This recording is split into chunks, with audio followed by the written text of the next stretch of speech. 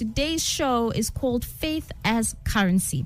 When did you realize that faith in God is actually a currency? You know, today's world is filled with so much that we can forget that we serve a God who, according to Hebrews 13:8, is the same yesterday, today, and forevermore. That means that yesterday's big miracles in the Bible can be just as intense today. So we want to hear all about your faith testimonies. And remember, you can tell us all this by WhatsApping our WhatsApp line, 071-364-0376. Sanctus Real, let's go with the face of love.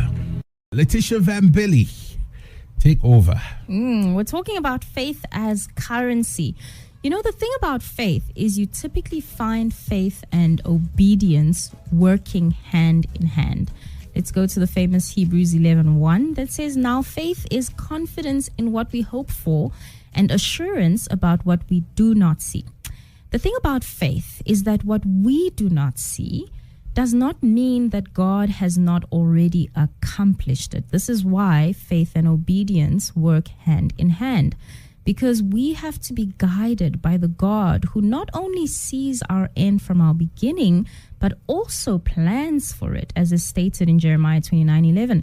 Because God knows those plans and He has made those plans for us, we ought to marry with God on what He says about our futures and put our faith in that. You know, whenever you look in Scripture, you notice that their faiths, the faiths of the giants mentioned in Hebrews 11, it doesn't come from obscurity. It's not a faith that comes out of the ether. You know, someone just woke up and decided to faith on something. Usually their faith is birthed from God giving them a specific instruction, a specific promise, or even a specific desire, right? Noah obeyed, Abraham obeyed, Gideon obeyed, Joseph obeyed, Esther obeyed.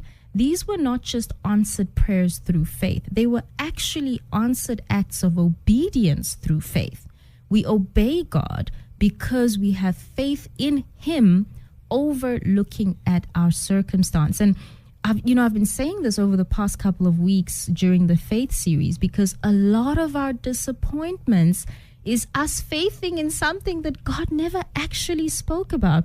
So it's so important to mention that when we read Scripture, God puts these promises and these desires in our hearts. Letitia, I think the problem we are having right now is Tepo, Mariki, and Ricardo.